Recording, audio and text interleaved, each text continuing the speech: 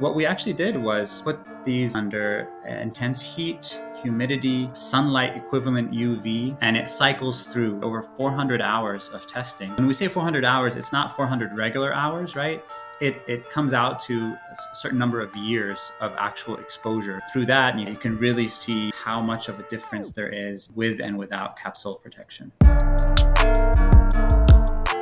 Today, we're getting more of an in-depth look of CapSole, what it is, who the creators are. So that's who I'm sitting with. You guys want to introduce yourself? Hey everyone, my name is Darren Lee. I am the CEO and founder of CapSole.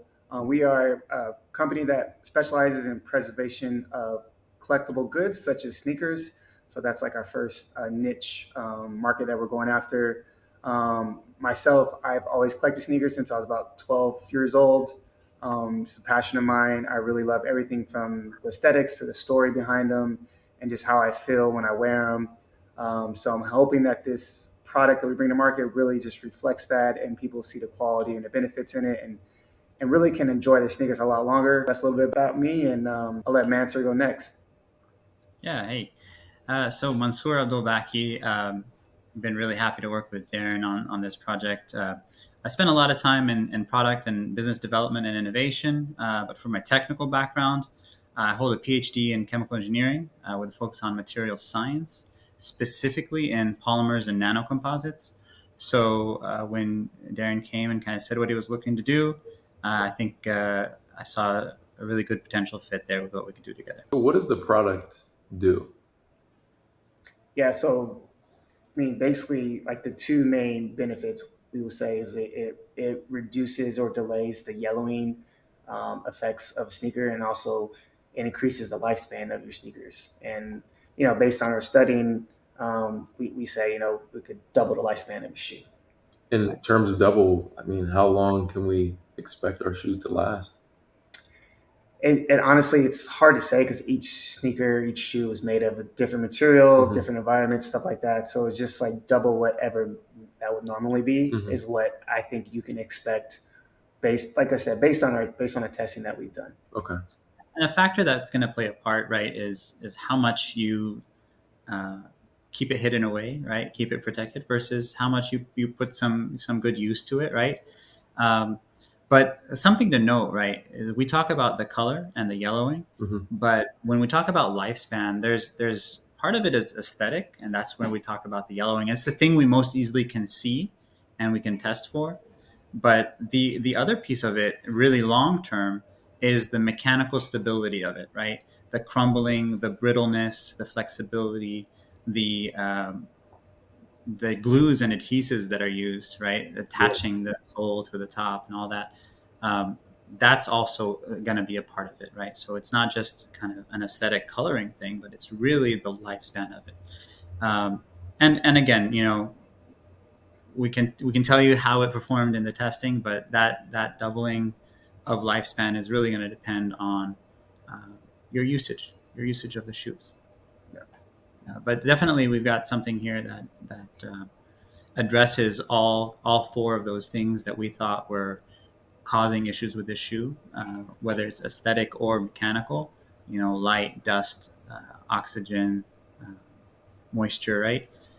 So really coming from a technical perspective to take care of the aesthetic lifespan, but also the mechanical usability lifespan of the product. Right.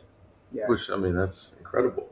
I mean, That's every sneakerhead's problem right you there. think about all the slow swaps you could prevent, All the money you can save. and then even like too, like I didn't really think about this, but just the like your suede, your Nupa, like your leather, all that is kind of like sunlight and like oxygen could kind of help it to make it fade, change the material structure a little bit. So I think those things you're going to have a more aesthetically pleasing shoe. It's going to look newer or look better, and then also like Mansour said, just the usability of it, as far as keeping that midsole intact and keeping the glue intact. So those are really big factors that I think Capsule's going to hit on.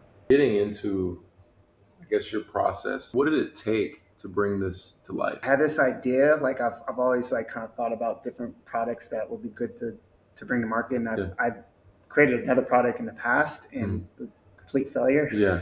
But I really like I thought of this product, and instead of like jumping head in, I did research to see if there was a demand for it. Hmm. So I basically hired this guy who's a statistician, and we surveyed like 150 people Hmm. that were like qualified as like sneaker consumers, sneaker lovers, sneakerheads, however you want to define that term, and to see whether they would buy this product, they'd be interested in it. And it was really the feedback was really great. Hmm. So I thought I knew I had something at that point. Then went to the next step, which was to find someone who can actually create this product because I don't have the scientific background. Yeah. I'm an attorney. I have a law degree, but I don't have that scientific background. So that's when I kind of went on Google and started researching, and I came across Mansour's website and reached out to him, and that's how kind of kicked this thing off. So then, Mansoor, how was your kind of like initial reaction to seeing something like this? Like, are you into sneakers personally? I use them. Okay, that's all that matters. Shoes in general. I don't frame them and hang them on the wall, but I I completely get the appreciation for Yeah. them, especially past 10, 15 years, Hmm. the way it's really become an art form. How they're made and put together, and the designs that go with them, and as Darren mentioned, the story behind them. Um, so I got into it afterwards. Thanks for that, Darren. Uh, but um, yeah, so I came at it the way I would kind of any problem. So, first it was kind of understanding what happens to it, and Darren's got some gnarly pictures. There's pictures online that are just crazy of shoes falling apart. You're walking and you look back and you see your soul is behind you. Things just falling apart, Yeah. cracking, turning colors.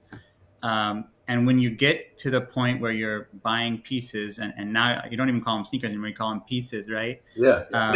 Because it's like art, and you want to enjoy it, you want to be able to wear it, but you also want to preserve it, make sure that it's an investment. So we kind of looked at what's happening to it and what causes those things, right? What are the things that are causing the problem? So we saw, light, dust, dirt, moisture, oxygen, all these things that just basically means it exists. It's out in the open, and that's where it's getting into trouble. Um, so we started sketching up some ideas. What are ways we could uh, address every one of these impingements, every one of these issues that could cause a problem? I know throughout the process of you guys developing, if people don't know, developing a product isn't easy by any means. So, kind of, what were those struggles that you guys faced, and kind of the milestones of finally getting this product in hand? I think like for me personally, it's like the educational piece. I had to like clarify like all the myths around sneaker collecting and Hmm. like whether they were true or not. So I'm like, okay, let's break this down from like a scientific standpoint, like what causes your shoes to yellow. So like Mansour would kind of explain to me like more like layman's terms, like you hear oxidation, and what does that mean? Or Hmm. you hear hydrolysis, what does that mean? And it basically means like anything you're exposing your sneakers to, like, or your shoes to oxygen in the air and moisture in the air, which is like unavoidable, right? Because it's all around us at all times of our life. Hmm. It's just like what causes buildings to rest, or metal to rest. And so understanding that, I was like, okay, well, where do we go from here? How do we solve those two problems? Because those were the underlying problems. So getting that educational piece first was like really clear to me because I wanted to make sure like it's not like the tissue paper like in the shoebox that's causing your sneakers to Yeah. yellow, or like it's not because you don't wear them every day or you have to wear them so often. That's not what's causing your sneakers to yellow, Hmm. right? So I really had to understand from like a scientific standpoint, and then try to make a product, or then try to design a product with Mansour to solve that issue. To you guys, what is CapSole? Because everyone's going to have their own perception of it. So, I want to hear both of you guys kind of give what you think it is. Yeah. So for me, it's a way to make your sneakers or your shoes last a lot longer, Hmm. and to keep them like almost looking new, but like like the day you bought them, right? Like that's the goal. Like I like Mansour kind of mentioned, like pieces of art, right? Yeah. You spend a Yeah. lot of money on shoes. Hmm. Now they're almost assets. They appreciate in value, and you really want to maintain that value and that aesthetic. Like I want my shoes to keep looking good, Yeah. And so for me, it just means prolonging the life of my shoes so I can wear them longer and enjoy them longer. Gotcha. What about you, Yeah. Mansoor? Yeah, I mean, from a user standpoint, absolutely right. It's an investment. It's a piece of art. I want to wear it. I want to show it. I want to keep it. And then, kind of from my background, I'm always thinking about it also as the more I can preserve something, the more I'm keeping it out of waste, out of a landfill, out of wherever it's going to go afterwards, Yeah, right? So it lasts longer. I get to enjoy it. I'm going to go ahead and say there's a nice little environmental benefit to that too, because you paid for something, you keeping it, and you're keeping it out of the grave for a good bit longer. yeah. Yeah. That's actually huge. I think. I mean, eco-friendly. Like, Yeah. that's a huge part of like the branding aspect of it. Yeah, and it's like, and two, you think about it too. Like, I think, most shoes are made from polyurethane midsole, Mhm. which is like famous for crumbling, and the other ones are made from like rubber midsoles, which rubber kind of like lasts forever. So like your Air Force Ones and your Jordan ones and your Dunks, like those like the midsoles, like the glue, the polyurethane glue comes apart, like Mhm. the materials fade and everything, but that midsole, like because it's rubber, it's doesn't degrade over time, which is so you put them in landfill. It's kind of it is an issue when you think about it from that standpoint. How many variations did it take to get to the final product? Did you keep a count, Darren? I don't. So I would say like it's funny because like it probably over 15, maybe over 20, like because it's like when we had like certain prototypes, we probably had like 4 or 5, maybe 6 or 7 prototypes, Uh, but he went through so many drawings as well. So yeah, he would send me a drawing and then we would change it. And then so I think when you look at all those iterations, it was a lot, man. It was Yeah.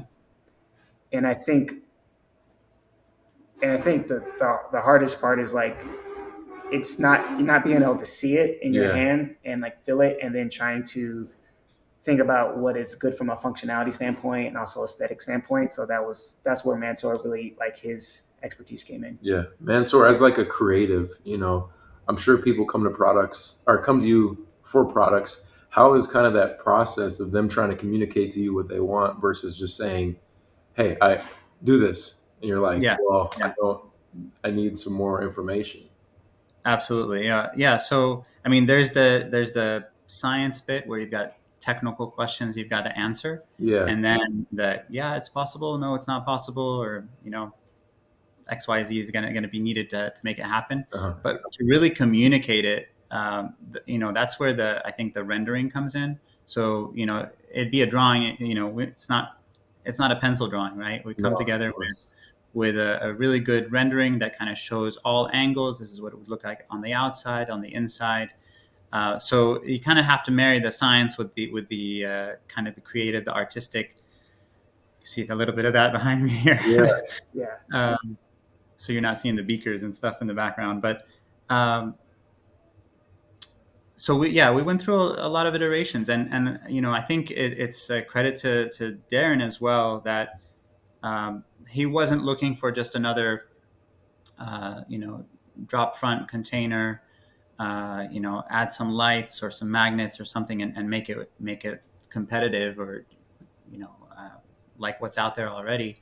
Was really looking at. I mean, we looked at different shapes. We looked at without not using the box, working with the box. Realized that hey, we had this hard case that had an angle to it, so you could stack it really nice. yeah, But we were basically saying you just spent all this money on this piece of art, these shoes, and you go toss the box. You're going to put it in this thing now, and realize, well, if you're a collector, you actually might want to keep the box too. Yeah. yeah, So kind of shifted gears to where we're looking now at a design that works with the box, fits in the box, so you can kind yeah, of keep the whole set together. So yeah. with all that being said, what do you guys feel like this is honestly a first of its kind, but how does this compare to the competition? I mean, as a sneakerhead myself, we have Ziploc bags. There was computer chip bags that I used way back in the day that were super expensive to buy. Yeah. What separates you guys? Man, I would say, do you want me to take this, Mansoor, or you want to take this, or? Take a shot. Go for it. Yeah, so I would say like, all right, Ziploc bags you have, and vacuum seal bags, they both have like cheaper materials. Hmm. So the barrier, what prevents the oxygen and moisture from like seeping into the bag, is not as strong as our product. Hmm. So you're going to have more exposure to oxygen and moisture because you're using a cheaper plastic, a cheaper material. And then I would also say like our product, it uses a preservative, an anti-aging preservative, which Mansur, I don't want to say discovered, but he came it came across and made this a part of our process, part of our solution. Hmm. So, and then I would say like the third thing, which Mansur has to explain because he explained it to me, um, is the vacuum process of like a vacuum seal. Like it removes the oxygen and air, but it can actually cause damage to your sneakers. Hmm. It can actually cause them to yellow and crumble and stiffen, more so than if you just left them alone. Hmm. So when I found that out, I was like, oh, that's a that's a big like competitive advantage. Is our method is not a suction method. It's what we call a purge method. So you're pushing out the oxygen and moisture inside of our pod, and you're pushing it out and replacing it with the preservative inside. Mansoor, we'll let you take it over in the scientific terms. Sure, sure, sure. So, anytime you look at plastics, polymers, and you're putting them putting them together to create a product, you're usually not using the pure polymer, that plastic all by itself. You've got additives in there. And it's not just color. Sometimes you've got antioxidizers, you've got color, you've got um, mechanical property modifiers. You want it to be more rigid, more bouncy, less rigid, whatever it is, right? And typically, those kinds of additives, a lot of the times, they are smaller molecules. So when you've got this, if you think about polymers and plastics as this mix of chains of spaghetti all tangled up together, and then you've got a little bit of sauce, right? It's smaller molecules. Sometimes they're liquid, sometimes they're not. Um, and so they have a little more mobility to kind of migrate through and move around in that pasta bowl. And so when you put suction on it, when you create a vacuum, you're actually creating a pressure gradient uh, that actually causes, over time, some of those materials to start moving towards low pressure, right, towards the vacuum. Hmm. So eventually, you might start to notice things on, let's stick with the shoe, right, on the outer surface of a shoe, that it starts to change color, it starts to get a little tacky, maybe, or you actually start to see where the mechanical properties of the shoe, it's not so flexible anymore. It starts to get brittle. So those are actually things where it actually works in the opposite of what you're trying to do, and it hurts the preservation process. Let's go into like the aspect of Mhm. the testing that you guys put into this. A lot of people are going to wonder, does this product work? How do you know it works? What kind of testing went behind it? Is this a gimmick? What is that testing? Earlier, Yeah. off camera, you showed us the difference between how yellow one shoe was Yeah, and the other one that stayed a little closer to a fresh pair. yeah, yeah. So I'll hold that up right here, just so you can see. Here's what it should look like. Hmm. And after our testing, the one that the other shoe of this pair that wasn't in the capsule looks like this. So Can you hold it up a quite the little higher? difference. Yeah, There you go. quite the difference there. Um, and so what that testing process was, besides kind of making sure the quality of what we put together works, and that conceptually, we've checked off one, two, three, four, five things that we're trying to protect against. Hmm. What we actually did was put these in. There's this instrument called a QSUN. It's essentially a weatherometer, or an environmental testing chamber, where you can put things inside, close it up, and you can pre-program an accelerated cycle or set of cycles that simulate extreme weather. So, for example, we put it in under intense heat, humidity, uh, sunlight equivalent UV, and it cycles through, right? So it's not always on, right? Because that would be, you say, oh, so you threw it in an oven. We didn't quite do that. Hmm. It's actually a standard process that's used, that's published and used. And we did, it's like 100, 200, 300, over 400 hours of testing, where it would cycle through, dark, hot, cold, high levels of humidity, and then come back down to lower. And so when we say 400 hours, it's not 400 regular hours, right?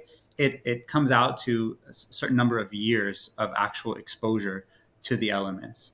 And through that, and you can see the data there that we show, you can really see how much of a difference there is in the progression of color change to the shoes when they're with and without capsule protection. How did this product perform with the cycling? Yeah. So under extreme environmental testing cycles, right? Intense heat, humidity, light, the shoes inside the capsule protector pod, they experience an average of 2 times less color change than the unprotected shoes after 100, 200, 300, and 400 hours of that harsh exposure. It maintains at least 2 times less color change. So we really saw that as a distinct and persevering benefit. And how was that for you? He's doing the testing on his end, right?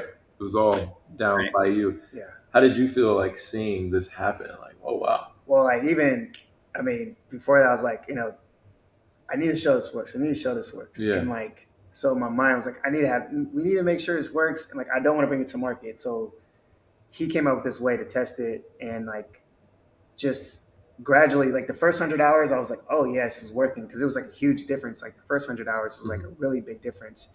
And then the second 100 hours, we saw another difference. And third, at 300 hours and then at 400 hours, we were like, wow, okay, we think we've done enough testing to actually show this works. And like, I was excited, man. I was like really excited because it's just like, you want to create something and aesthetically it looks great and like, but does it do what you say it can do, Does it right? work? So that was really rewarding for me, to have someone else, like a third party, validate this because like, they did validate the color changing, and Mansour set up the tests with this independent lab. So it was really, really great. Great thing. I'm glad I decided to do it. So. Mansour, how did you feel about it, seeing like the final results? I mean, coming from the scientific background, knowing what you know, were you surprised? Were you just kind of like, hey, this worked out?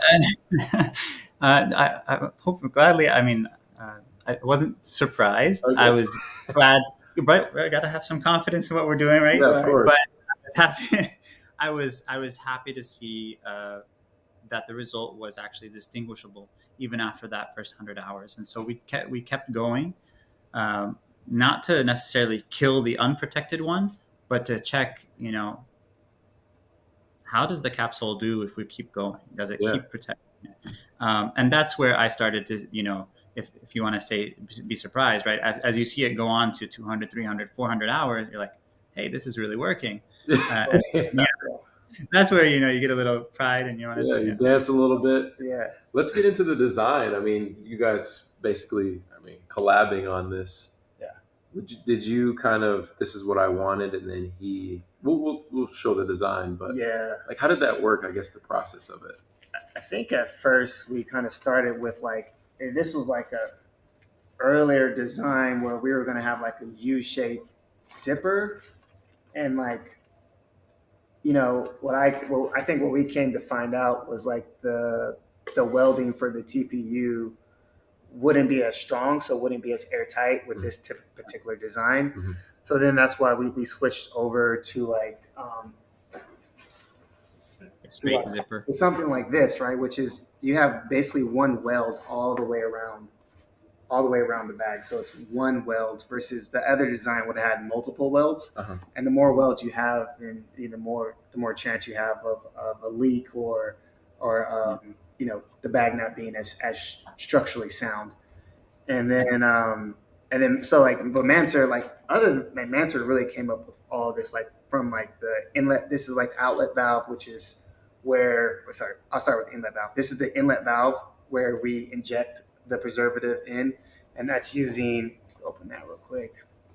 So that's using our inflator, we wanted to kind of make things that were already available in the market.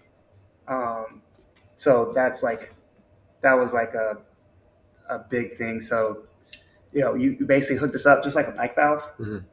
and you turn this handle, and it inflates the pod almost like a air mattress, so to speak, and then it pushes out all the oxygen and moisture through this outlet valve here. Then you close the outlet valve, and your shoes are good to go. They're in an airtight um, structure, or pod as we call it, Mhm. and air is not seeping back in. It's protected as well as we think we can make it. So yeah, Mansour basically he came up with this entire concept. Mhm. We just made some tweaks to the welding and how and where the zipper was, but this whole design with the inlet outlet valve and using a preservative was really all Mansour's idea. So my hat's off to him. Yeah, Mansour, can you elaborate more so on why it's designed the way it is? Sure, sure, sure. And even I'm going to go a step back to that U-shaped one that you mentioned, right? That was a design that looks great in the rendering. It makes sense, and you realize, taking a zipper around two corners might be okay, Mhm. right? But we're actually taking a zipper around two corners and asking for that zipper to be airtight and watertight, right? Moisture impermeable. Yeah. So when you kind of have that those corners there, it makes it a little more difficult. So again, we pivot. We came up with this design. So you'll see that the zipper is really going to be able to be a part of the seal, but it's a dynamic part of the seal where we can actually access the shoes, and we're not kind of having to encase it and then never be able to touch it again. As far as the designs, kind of the inlet and the outlet are positioned on opposite places because, again, we're not trying to pull a vacuum. You're not going to have to pull out your vacuum cleaner. There's no gadgets or anything, pumps that you have to pull Mhm. to go kind of pull all the air out and then blow it up with anything. What we do is as Darren mentioned, it's a purge process. So you actually open the outlet first, and when you hook up the preservative and you turn it on, right? It's pushing through, and the first thing it's doing actually is pushing out all the moisture, the oxygen, some of that dust is going to come out through the outlet. Mhm. And after a certain amount of time, you shut the outlet and the outlet valve, and then you see that the bag is actually inflating, and then you stop and you seal it, and it's done. Right now, you've got a secure pod that's full of this preservative. It's pushed out during that process moisture, oxygen, dust, any other kind of air pollutants as well. Kind of we focus on oxygen, but depending on where you live, right, there's other things in the air, and you kind of really taking care of that with the purge process. So the secret sauce that you guys created, Mhm. what's in it? You're not going to tell me, right? That is the magic of the CapSole brand. But let's talk about the aspect of like, is it going to ruin sneakers? I think a lot of people are going to be scared of that because it's the first of its kind. Yeah, I mean, I've had my sneakers stored using the preservative for a long time now. I haven't seen any side effects. Uh-huh. And then Mansar can talk. We could talk a little generally about this, but it's a neutral. I'll say neutral substance Mhm. that we use. So it like oxygen kind of reacts, and like that's why things rust and things fall apart over time. Mhm. It's like oxygen, right? And but our substance is like it's more of a non-reactive substance. So that's kind of how I'll describe it. Maybe Mansour can add a little bit more to that. Yeah. So, um, secret sauce, it's multi-part, right? So part of it is the design of the product itself, Yeah. right? The rigor that went into that, the materials selected. It's not just a bag with a zipper, right? We know what we used to make the pod itself. We know what we used to do the bonding on the pod at the seams. We know the type of zipper that was selected, why we selected it, how it's supposed to perform, and that it does perform, right? Yeah. We know where we put the inlet, the outlet, the kind of inlet, the kind of connector we're going to use, and then the preservative, of course, is an inert mixture, right? It's an inert composition that is, to answer your question, is it going to harm the shoes? Exactly the opposite, right? It's an inert gas composition. It's meant to drive out moisture, dust, unwanted gases, and the secret's in the name, right? It's inert. It doesn't do anything, right? It Yeah. doesn't react. It just sits there, kind of holding the space. Your wording is, wear, preserve, store. What about for the people who want to store their sneakers long term? How long can they be in there? Yeah, like indefinite. That was like one of my questions I had to Mansoor, Uh and huh. like indefinite. Once you seal your shoes in the pod and you fill it with a preservative, they're good to go. You don't have to do anything else until you break the seal. You take them off, you wear them, or then you want to put them back in there. Yeah, yeah, and that's the idea, is that it's sealed in, Yeah. and unless you want to take it out every once in a while, give it a hug, put it back in, that's it. It's good to And go. you can seal it up, Yeah, use it and again. and I think that we wanted to make it accessible. Like that's why the zippers there. It wasn't like Mansour said, it wasn't like an enclosed case or something. So I like to wear my sneakers, but I have a rotation that I wear. So if you have 30 pairs of shoes, you wear one each day. Mhm. You're wearing them 12 times a year, right? So um, when you're not wearing them, it's a good habit that I found that I have made to put my shoes into our pods and seal them with preservative. So then I could sleep happy at night knowing my Yeah. shoes aren't gonna age as fast as they normally would. No tears with the. And Darren, if you show the other side of the pod that we've got, right, Yeah. you can actually see through it. So once you've got your kicks in there, Mhm. you're able to not just know that they're in there, but you can see them, whether you're trying to pick out what you want to pull out or just see how they're doing. It's visible, and you don't even have to break that seal. My biggest question when it came to this product was like, what is this thing? Yeah, so it's a handle. So like if you just pull on the hold the bag and then pull on the zipper, and like you're not gonna break it, but you could tell like it's Versus. yeah, it's a tight zipper, so you have to pull on it. Yeah. And like the first version, it was like there's nothing really to grab onto, so we put this handle in here. So it serves as to pull the zipper down, but also to carry it. Hmm. So it's kind of nice because like when I travel, I will put my shoes in here. I don't have to worry about them getting like rubbing up against something, and I know that they're protected. They're in airtight. They're kind of not being exposed to oxygen and moisture. So it's a really nice way to kind of travel with your shoes and keep them protected. And at the same time, kind of that design feeds into whatever kind of sneakerhead you are, right? Whether you're just like, I want to keep my shoes, or hey, the box matters too. When you're traveling and you want to take these out, uh, you can make sure that the box stays in mint condition as well. You leave that in your closet. Hmm. You've got a carrying case that you can just grab that handle and go. Yep. Your shoes are protected, your box is safe at home, and you just take it and go. Bringing this product to market, have you gotten any feedback so far? Yeah, I've seeded them to multiple people, just people that I've know that wear their sneakers and enjoy sneakers, just to get their feedback, how they like to, you know, how they use the zipper, how hard is it to fill with the preservative. And the feedback's been really positive. Like a lot of people I talked to in the space are really happy to see something like this has finally been made, Hmm. and they're really happy to like it's going to come to the market. And then I also did like a pre-order campaign on Kickstarter. Hmm. So we sold like $15,000 worth of inventory Okay. on Kickstarter. Wow. Those are going to be delivered, pretty soon here to those people. So we'll have more feedback from like the first people buying it on Kickstarter. But yeah, I think overall I've been very happy with people's feedback. One of the biggest changes that we made is we made the cartridges bigger. It was a smaller cartridge, so you can only get so many fills. Hmm. The newer cartridges you could probably get like I want to say like 4 to 6 fills, depending on the bag and how long you release the preservative into the pod. So I think that's one of the biggest innovations we made. Can we expect any other products from the CapSole brand in the future? Anything else you guys want to, give us a little preview of, or are we just focused on the launch and CapSole 1.0? Yeah, I know we do have some things like we talked about. Yeah. I don't want to get into them too much because I don't want people to kind of.